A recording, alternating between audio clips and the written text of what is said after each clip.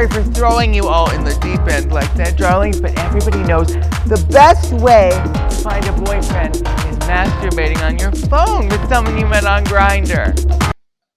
Ryan J. Haddad, thank you so much for being here today.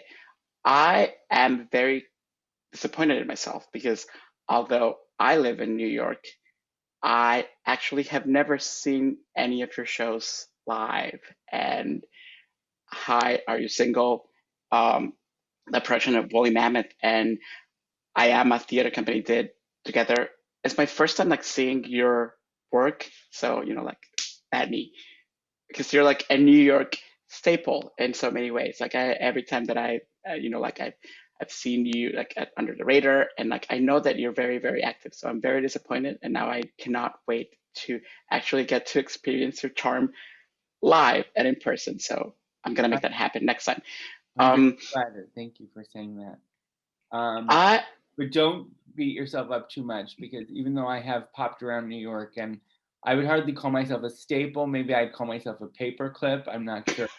Um, but I've never had a full production of one of my shows. So never had an open-ended run that was, or not open-ended, but a long enough run that, people who weren't my friends would have the opportunity to know about and go and check out. So that's the exciting thing about this digital offering, is that even though it is digital and even though the audience was small, it's my first full production as a playwright, which feels really significant. That's incredible. Congratulations. I didn't know that. Did you know that I've actually seen you on Grindr? I'm like, oh my God, he's too famous. I cannot say hi. I'm not on Grindr anymore. I'm hoping that you saw me on Scruff. If you did see me on Grindr, it was several years ago, because Grindr around 2018, I was like, this is no longer good for my mental health. So I got rid of Grindr, but I have every other app that exists. So. All of them. Okay, we're gonna go over the apps in a little bit. So, but before we get started, can you let our viewers and our listeners know what Hi, Are You Single is? Describe it in your best words. I mean, you're the author. Thank you. Hi, Are You Single is an autobiographical solo play about me, or a version of me that's a younger version of myself. And it is the misadventures and the joys and the frustrations of a young gay man who has cerebral palsy and is horny all the time. And it interrogates the media's tendency to desexualize disabled people, the gay community's exclusion of people who are different, whatever that manifestation means, and comes back around to me to say, hey, you're also a gay man and you are just as fucked up in terms of your priorities and your judgment. So that's the play in a nutshell. That's like a lot to fit into a nutshell, and I was very impressed by, very moved also by the amount of how you're able to navigate. Like it's a really really really funny play, like really rowdy. Like it made me think of like growing up when my dad showed us Porky's for the first time, and then like falling in love with American Pie. But it's also so like romantic, and it's not fair. I mean, not that it's not fair, but I was like, how can something so funny then have this like devastating twist and leave me just like, oh my God, this is so moving. I'm not making sense right now. I'm sounding like a teenage like fan, but I wonder, as a playwright and also as a playwright who performs their own work, what was this process like for you of putting so much of yourself and not letting, not giving all of yourself at the same time? Like, was that a fine line to like navigate, like, reveal enough without just like being like an open heart, just like wounded on stage when this is over? I have a couple answers. You'll see that my answers are not the most succinct in the world, but this play has been around. You're flagellating yourself for not having seen it earlier live isn't because it ran for years or months, but is because it's sort of popped up numerous times in New York City for 2 nights or 1 night or what have you. But it started in 2015 as my senior capstone at Ohio Wesleyan University. So the first, when people ask me about like the writing process, it has grown and shifted and evolved because of my director, Laura Savia, who's been working with me on it for 5.5, almost 6 years now, really shaped it with me dramaturgically after the first production at my school, at my university. But the development was, years before that. I was doing it through my junior year, different cities, different places, taking it to this educational thing or that theater thing. And the easy part was recounting the navigation of the gay bars and the negative interactions on Grindr or Scruff, or saying, hey, look, I'm not being treated well as a gay man with a disability. The harder part to give and to write, which I avoided for several months, it was a sort of truncated period of time, was in the second half, when I am the one that is perpetrating the ignorance. And I knew it needed to be there, right? But I think in my first draft ever, it was like, and then this happens, and then this happens, the end, instead of really diving in. And so it took several professors, several mentors to push me toward the real raw truth, and then, or the theatricalized version of the truth, which is maybe even more heightened in terms of my behavior in a negative way, in order to make a point that, this is a double-edged sword. There is prejudice on both sides.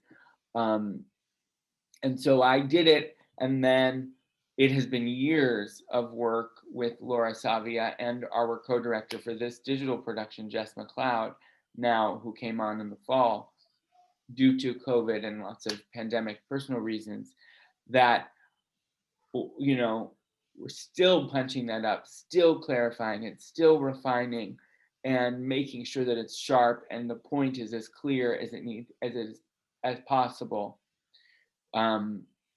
So that's, I think, was the hardest part to give. Obviously, it's never hard to be like, these people were mean, but it is harder to be like, well, so am I, that kind of thing.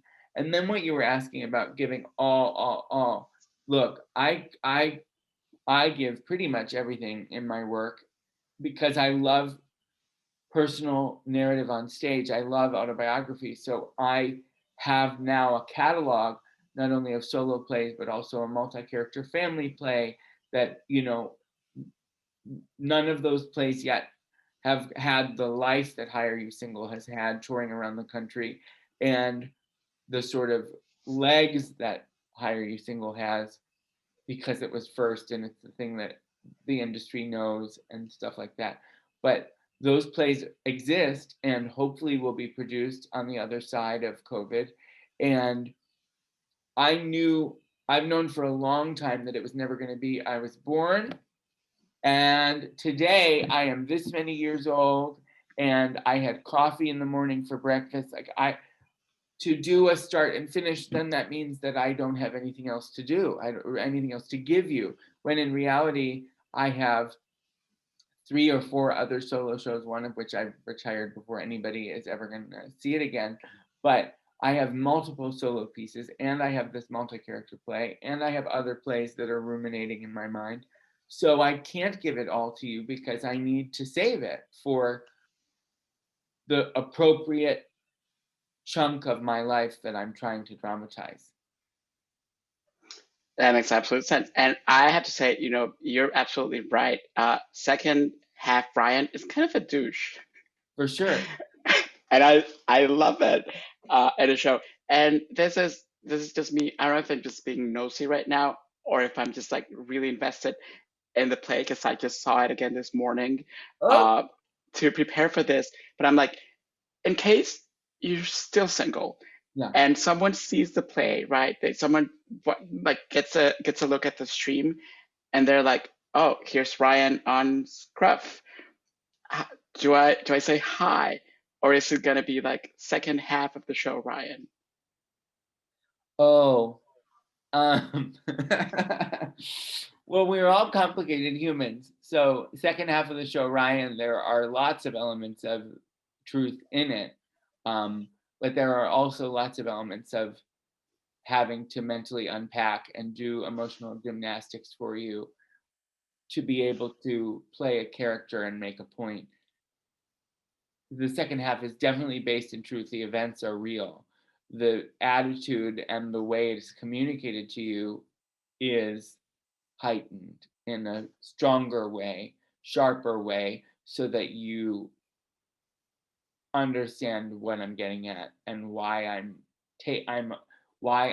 even though it feels like the character of Ryan is losing control of the play and is revealing all these nasty parts of himself, the playwright Ryan knows exactly what he's doing, and you need to see all those things in order to get to the end, to get to the point that the playwright is making. And I know it's very bizarre because the character is Ryan and it is me, but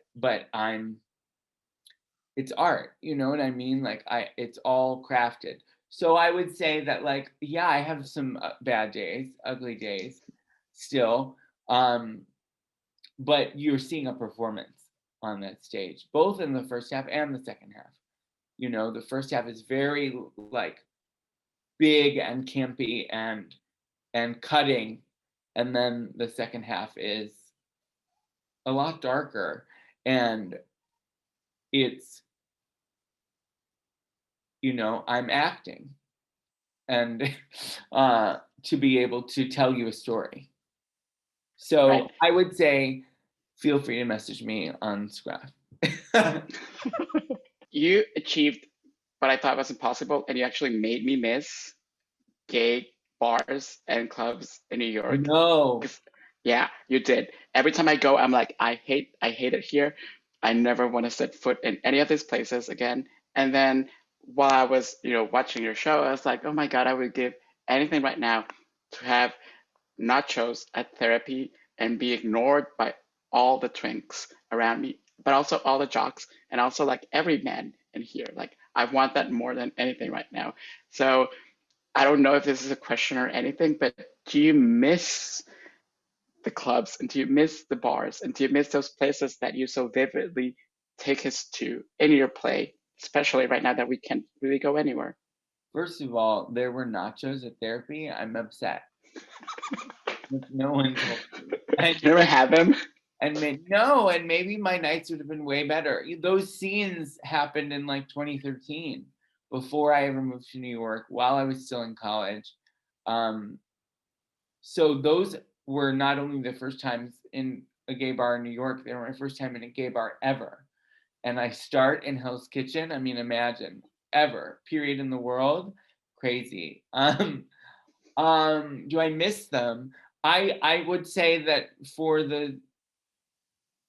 I miss them for everyone who makes their livelihood there. You know, the drag queens, the go-go dancers, the wait staff, the security folks, like everyone who's out of a job right now, I absolutely miss it for. And I'm fascinated that sort of all of these negative memories that are conjured in the play made you miss them and want to go back, because there is only really one like happy gay bar moment, and there are several gay bar moments in the show. So it's complicated because I don't have a ton of really like juicy, exciting, sexy, enjoyable memories, except maybe a handful, one of which you get in the play. So it's hard to say like I want to go back, because I've had so little that has made me feel good when I've been there. And but I live in Hell's Kitchen now, which I didn't. So for 5 years for 5 years in New York, I lived in the East Village area, and then I went home to be with my family for the duration of the pandemic. And due to falling rent prices, I was able to find a Hell's Kitchen apartment that was in my price range, which wouldn't have been possible a year ago, even though like my income has been pretty much the same. It's not that I suddenly became a millionaire, but that you could suddenly rent studios for a reasonable price. And where I'm living now is a lot more accessible to me in terms of the building and the amenities, which a lot of people think of as amenities, but which for me, it's just like these are physical needs as a disabled person. And so I do think that of course, there has to be a moment when we're allowed to go into bars again and we're allowed to, engage with men without shame and go to a bar in search of intimacy. Have I ever really found it there?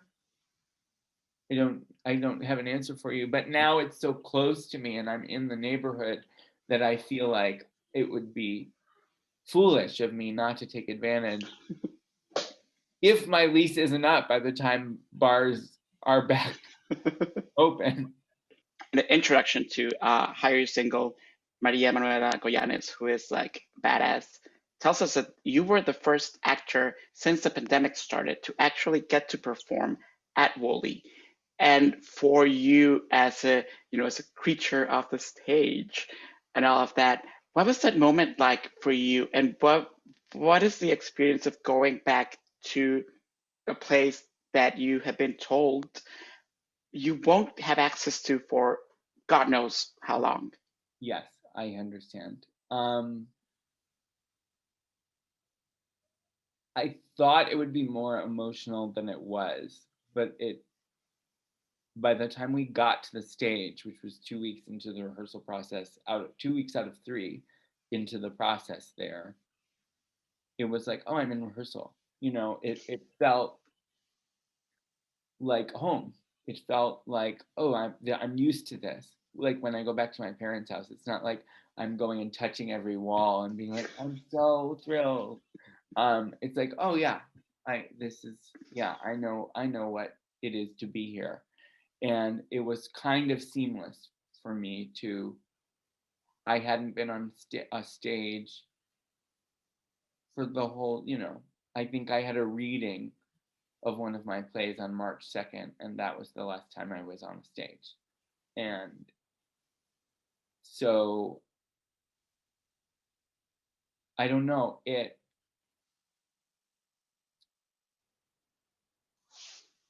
was a blessing, to be sure, to be a theater actor working in the middle of this time. I mean, I can't say enough how aware I am that so many who are not big, giant celebrity stars, right?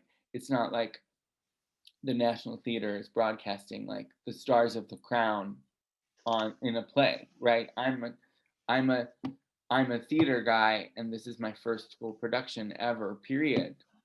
So I recognize that, especially at the status that I am in my career, how probably unlikely it would have been that I got to do what I did, and that I got to do it as soon as I did after COVID began. So I'm grateful for the opportunity to have worked, now the opportunity for you all to see it, who might not have been able to see it even in a regular world without COVID, who wouldn't have been able to travel to a city to see it at a time, are now able to watch it at any point for a month from the comfort of their homes.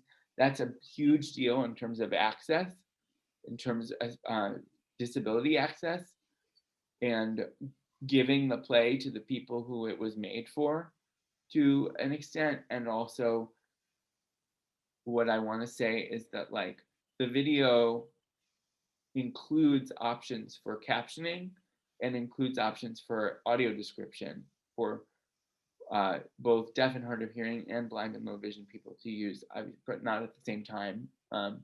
But that was really important to me. And so if I was going to be given this platform, I wanted to make sure that as many people as possible were able to experience the work in a way that might not have been quite as seamless had we really been doing it live. It's really strange to even like consider talking about like beauty and grace and things like that during the pandemic. But access and what you're talking about are one of the things that I'm like, I plan to like set things on fire if, after we're all like back, if we all get the vaccine at some point and we'll get to go back to gathering and being in community at the theater. I'm going to set things on fire if they tell me that all this access that magically has been granted to people from all over the world and from people from all places in life, suddenly like, oh no, we're pretending that that never happened. We're going back to like just being like, to gatekeeping as much as we can in theater. I'm like, nope, that's not going to happen, not under my watch. And I wonder if there's any things that you also refuse to give up when we all get together again and go see you tell us about your love life on stage. Right. Well, I think that anytime I present an offering that it has a digital component, the digital component will have to have captioning and audio description. I don't necessarily mean on every single piece of like social media, though I'm trying as hard as I can at every juncture to make my social media as accessible as possible. But I mean, if an institution has the means to capture in this way a piece of mine that then gets to be broadcast, then the broadcast has to then have those access tools available. And maybe even adding in, an ASL interpreter, whether it's, a pop-out box or something. I mean, because the deaf experience is vast and varied. And so for some people, captioning is not enough or not sufficient or not compelling for them, but that is the best we could do currently under these circumstances. So I'm going to always be pushing for greater access. And I think that when it comes to live theater, I'm building one of my next solo plays called Dark Disabled Stories to have audio description live with a person on the stage describing everything that's physically happening so that it isn't optional, so that every person, no matter their needs, is experiencing it, and ASL interpretation as well at every performance. And that is built into the play, that's built into the script, and that is what is that's part of the engine of the piece and the reason and the why that play is coming into existence. In my other work that's closer, in aesthetic to Hire You Single, I'm not building this play with that at every point, because I don't think it's very hard to be like, I must make my work be this because I'm trying to do the right thing. Sometimes I just need to make a play, right? I need to tell the story I need to tell. But that doesn't mean that there isn't going to be a captioned or ASL interpreted or audio described performance. And I think typically, especially in nonprofit theater, would be like 1 or 2 of those types of performances per run. And that's where I think I'm gonna like put my foot on the floor and pound it to the ground and say, no, we need 4 or 3 or 5 or 6 out of 40 or out of 35 or whatever a nonprofit run is. So that maybe it's a weekly occurrence or something. And so that they know, the disabled folks and the deaf and disabled folks know from the start, we are welcome here, and they have made it very clear to us that we are welcome on these days. And it's not just like, oh, I can't make that one performance, but we really are putting an effort forward. And that is a financial commitment.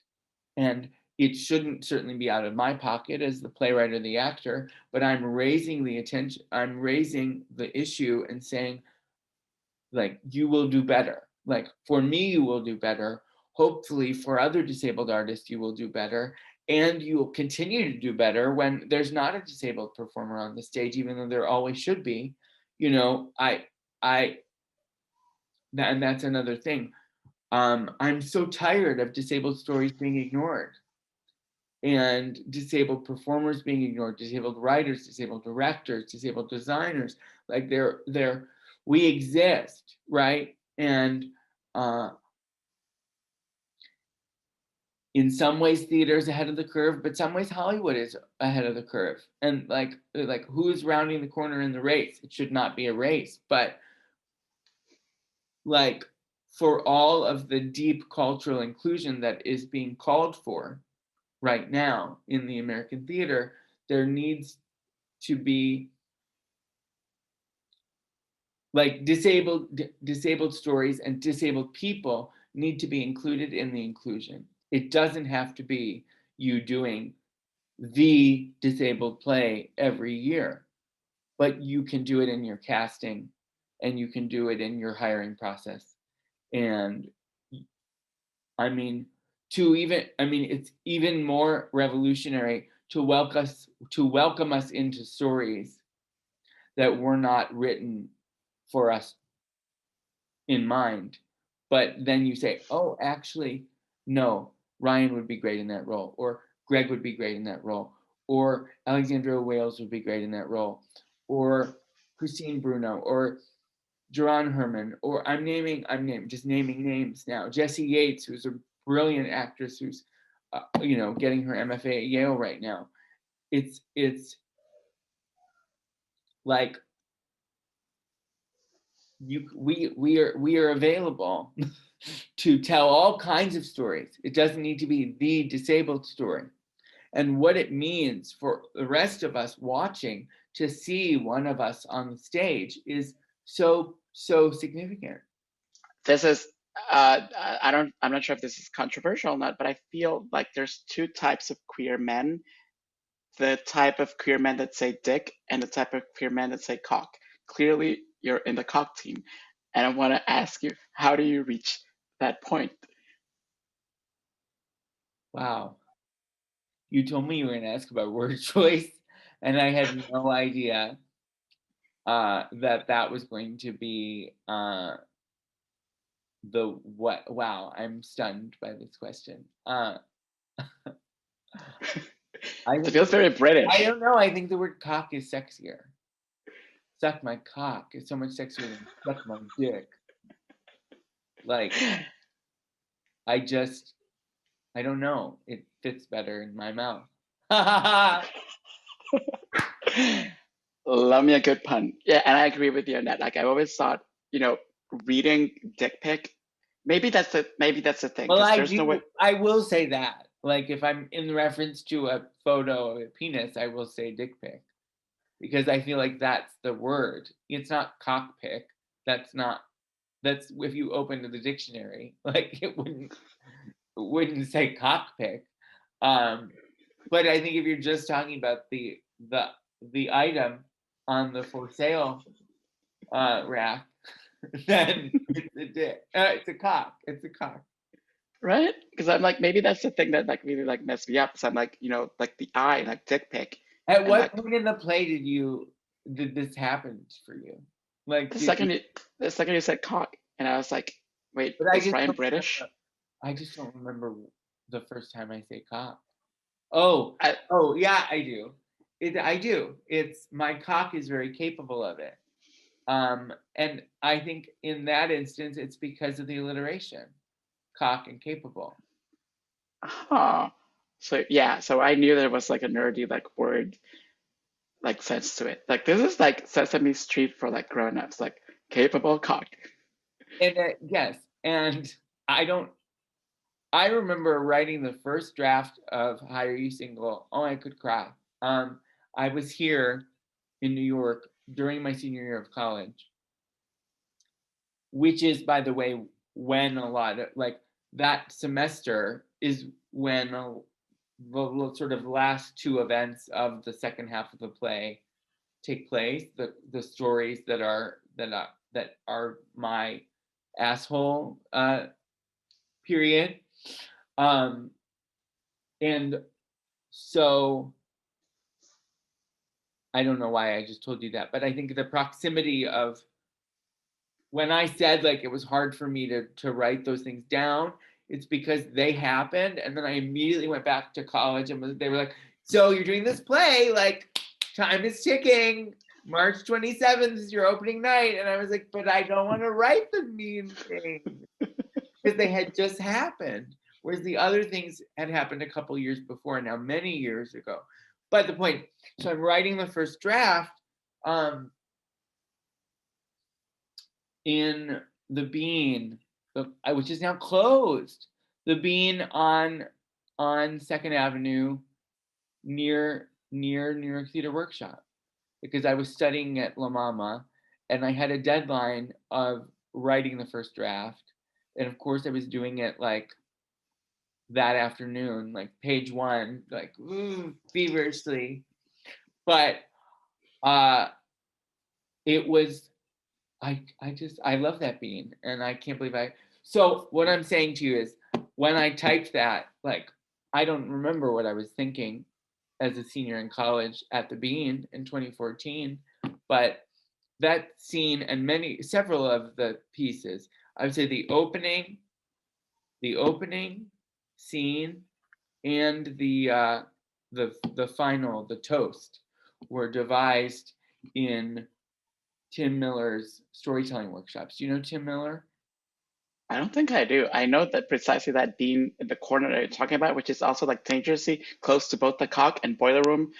Ryan, so if I was like I don't know, like you're writing something, I would be like, Ryan, stay away from where the gay bars are. Well, Tim Miller is an acclaimed, fabulous, internationally acclaimed solo performer who's based now in California, but was in New York for many, many years, and is one of the founders of PS 122, now called Performance Based New York.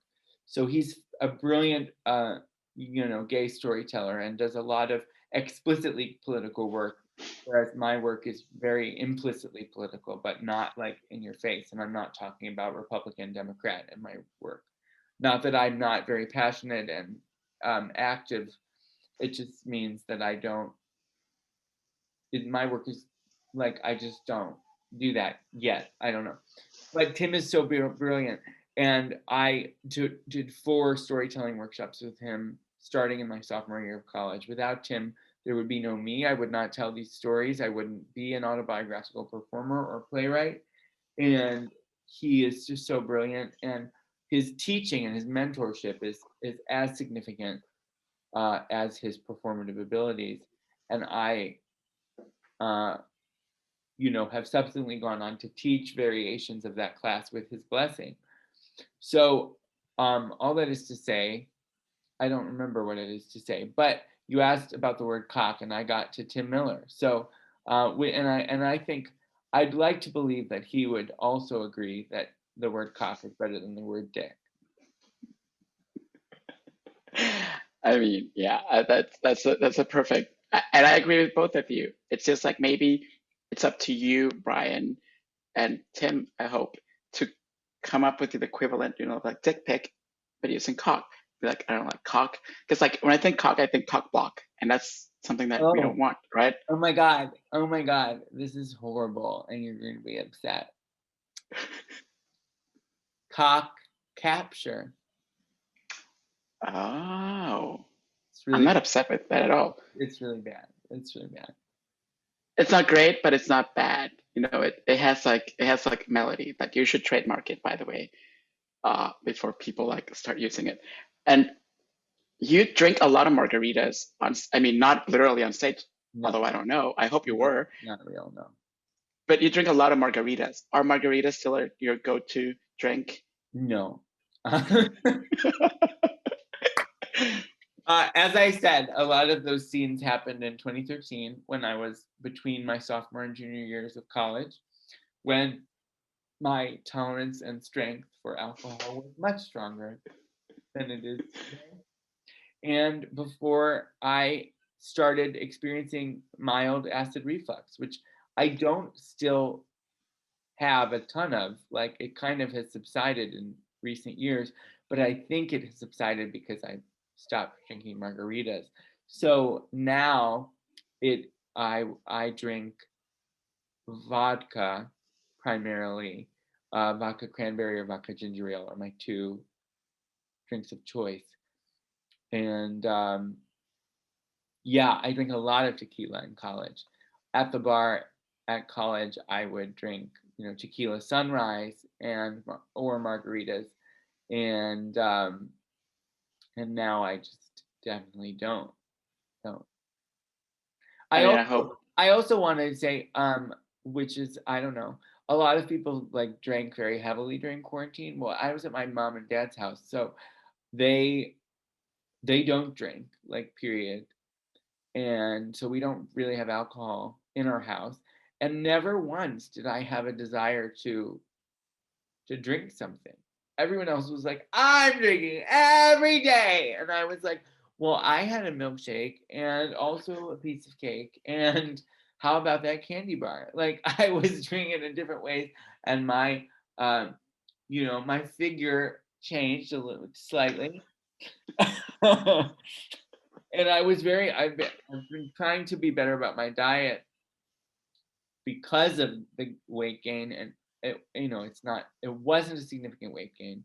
And I know a lot of people would be like, oh my God, you're so skinny, but you just feel when your body is changing. And also, exercise is hard during a pandemic, but I'm a disabled person, and there are lots of disabled people who love working out and are very, very active and very cut and very sexy. I'm not one of those people. So for me, it's like, it has to be what I'm eating, because I'm not going to want to run a marathon or do push-ups or any of that. I'm saying this on record. In October, while I was at Woolly Mammoth trying to slim down in advance of the filming, which nothing changes in 3 weeks, so I don't know what I was thinking. And I look very good on camera in the film, so I also was being too hard on myself, I think. But I prepaid for 4 sessions with a personal trainer who is a very wonderful, kind guy and cared a lot about adapting for disability. But that, like, as soon as we wrapped at Woolly, I just like forgot. So now I still have 2 sessions that I've paid for, and he keeps being like, Ryan, when are you gonna, like? And I'm like, oh, I'm gonna get to it, I swear. Like, I absolutely, it's coming. Yes, you can have me do push-ups again. Absolutely. No. So, but also, as much as I've been trying to, I'm gonna just out myself. As much as I've been trying to be better and eat more vegetables and fruit and less carbs, because my mom and dad, not so much anymore, but when I was there was like a lot of carbs happening, and I was just eating it all, despite all of that. I last night was listening to the gorgeous, illustrious Nicole Byer on her podcast, which I had not heard or even knew of her. I did see an Instagram post. You're going to be like, this is the most batshit episode of my show. And he's just talking in the biggest circles. But I'm going to just tell the world. So I'm being driven by the company manager of Woolly Mammoth to DC from Ohio, and then driven to New York, because I was like, I will not get on a plane. And her name is Eleanor Sapp, and she's become a very dear friend. So I think there was a moment in the car where I was just like, good night, and I was so tired.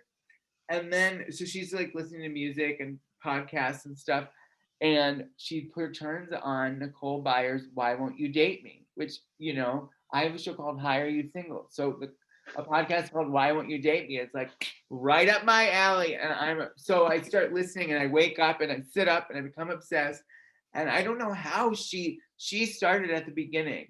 So then I went back and started at the beginning of her podcast, which she began recording in like 2017. And I've now made it to like spring of 2018 in the episode order, and I just keep going through. So when I'm alone having dinner and feeling like I wish I had a boyfriend, I turn on Why Won't You Date Me and feel like I have a friend in my apartment.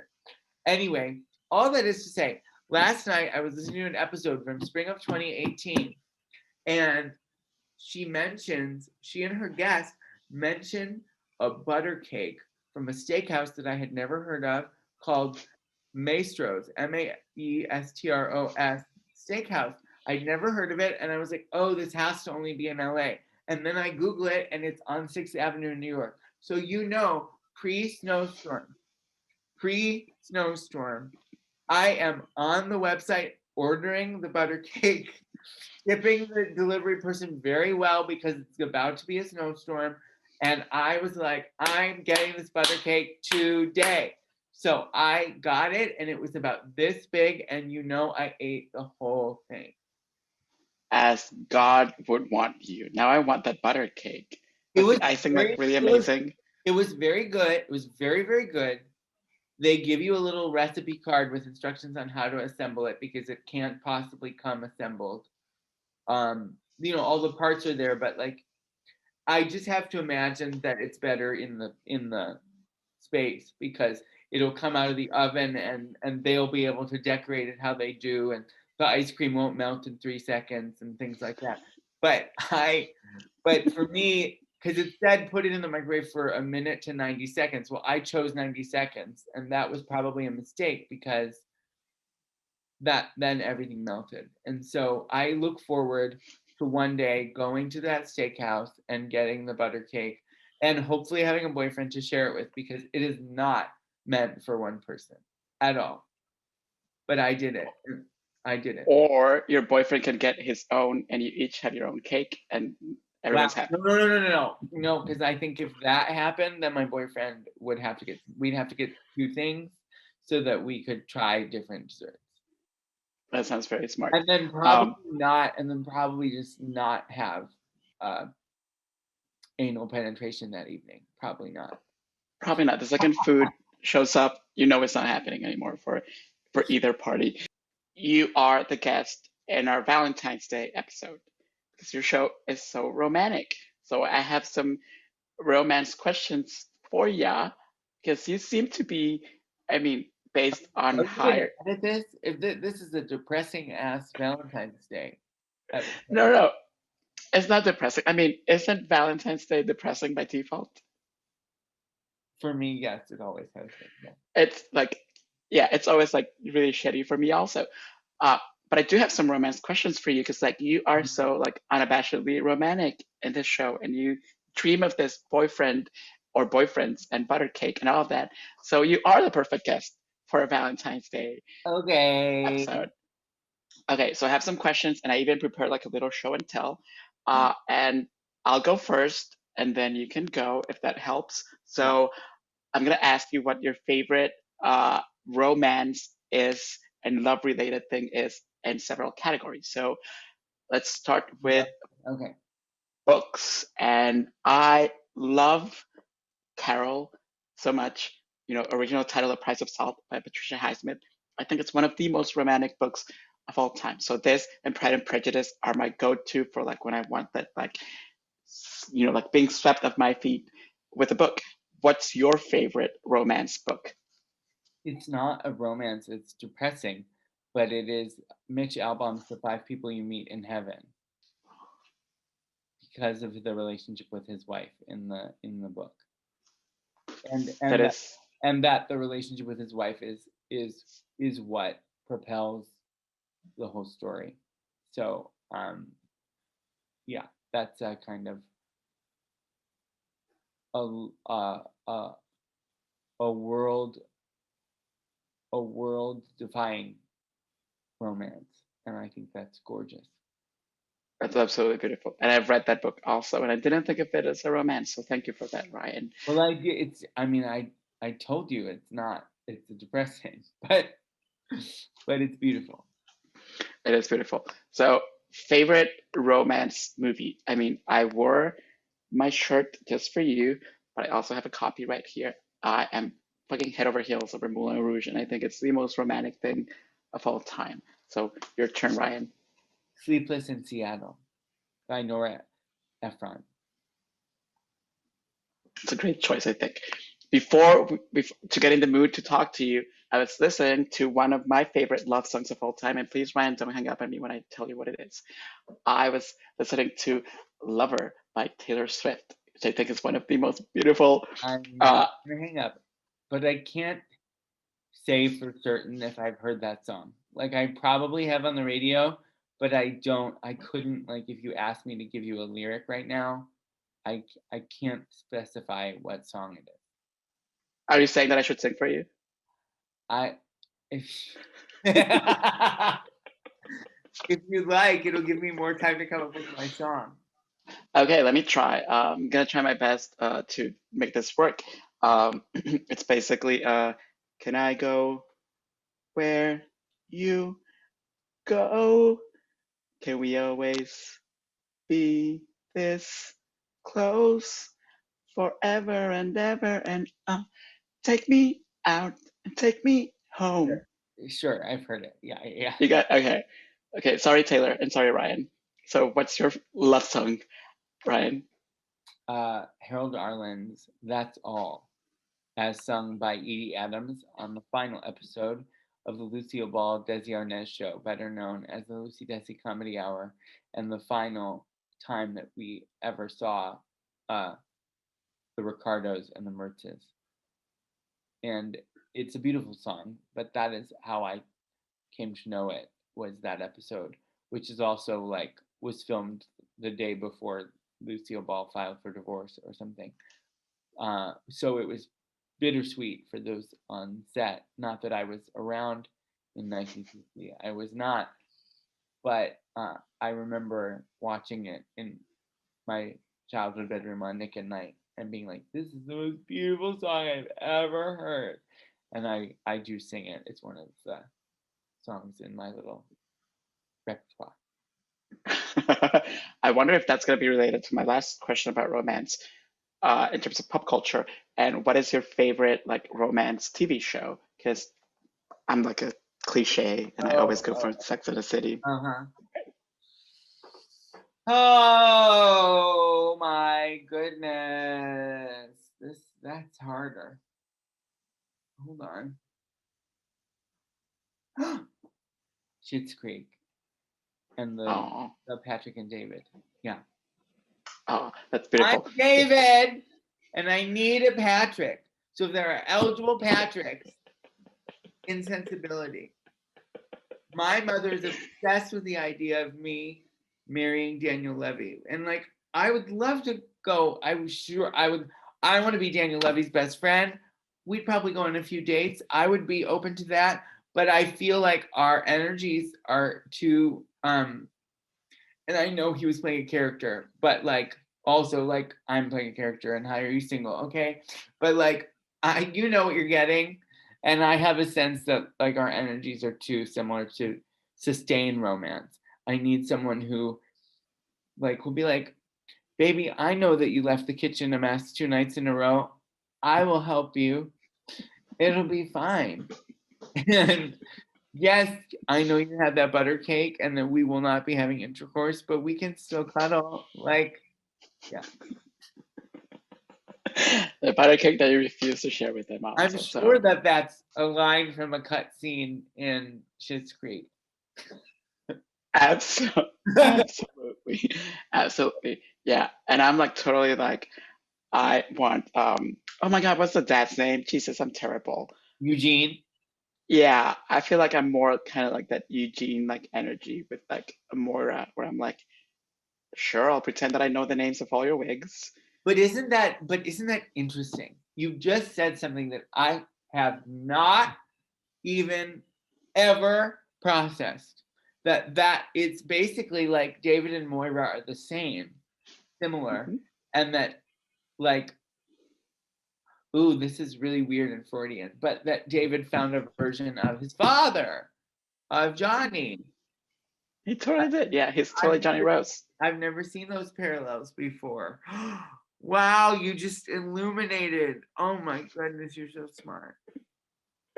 I try my best. I do have one more. You just dramaturged Schitt's Creek for me. Oh my god. I do have one more V-Day question, and it's if someone's out there and they want to send you something, do you want chocolate or flowers? And if flowers, which kind of flowers does Ryan need? And are you allergic to flowers? I'm not allergic to flowers, so my response is going to sound like I'm a complete bitch. And please forgive me. Please forgive me to every individual who has ever given me flowers after a show. You don't understand how much I appreciate the care that you take and the expense that you've taken, the curatorial abilities that you've shown with the flowers that you chose. But please don't ever, ever send me flowers or give me flowers. My mother would hate to hear it because she is a gardener through and through. But I just don't have a place for it in my life. Like I don't, especially after a show, especially after a live performance. I love everyone, and I can name 10 of them who have given me flowers out of the greatness of their hearts. But the truth is, I am a man with a walker. At all times, both hands have to be on my walker handles in order for me to walk. So I'm not going to be able to carry your bouquet or your potted plant or any form of nature. So always give me food, or always give me a little certificate, or I don't know what else you'd give someone, but give me anything you give me should either fit in my backpack or be in a bag with handles, because that is the only way that I'm able to transport it. So, and yes, so the answer is chocolate. Ryan, thank you so much for joining me today, and happy V-Day, whenever V-Day actually happens. And can you tell our listeners and our viewers where they can find Hire You Single and anything else you have going on that's streaming, buyable, shoppable, Thank you. viewable? Sure. I am at Ryan J. Haddad, Ryan, RYAN, J, HADDAD on Instagram and Twitter, though I have not updated my Twitter in a long time. It is there, and someday I will return. You can watch Hire You Single at any point in the month of February by going to woolymammoth.net. That's WOOLLY mammoth.net. It's a co-production with I Am a Theater Company, or rather in association with I Am a Theater Company, but I've been told to spell out the Woolly address. So that's where I'm directing people. WOOLLY mammoth.net. And you can watch it on demand at any time. The moment you hit play or watch now or whatever it is, because I've never seen the interface, your 48-hour rental begins. But nobody is over your shoulder telling you have to watch it at a certain time on a certain day. So, please watch it, but watch it at your leisure and when you have the time to take it in. And then in terms of other projects, I mean, if you like my play and want more people to produce it and also produce my other plays, you can certainly, make that known at your favorite venue. Yeah, but also I am on television, and the show is called The Politician, and I am in both season 1 and season 2, now streaming on Netflix. So please watch that, and it's great fun and has a particularly fabulous cast, and I'm especially love the arrival of Bette Midler and Judith Light in season 2. I'm very proud of myself for not asking you any questions about Gwyneth Paltrow, because I love Gwyneth Paltrow so much. I'm obsessed with Gwyneth Paltrow, so I'm very proud of myself right now for that. Thank you so much, Ryan. Do you have any recommendations for snacks or drinks that people can pair their viewing of Hire You Single with? Well, I would say go back to my youth with me. Go back to my youth with me and have a little sip of your favorite margarita. I love Stacy's pita chips and hummus. And I also love Tostitos tortilla chips. I'm also gonna definitely include a link to Maestro's so people can get that butter Oh, cake oh my in the God. show notes. Okay, it is expensive, but also, like, don't do what I did and don't overwarm your butter cake so that everything else melts on top of it. Maestro's butter cake, yes. And thanks to Nicole Byer for her podcast from 3 years ago.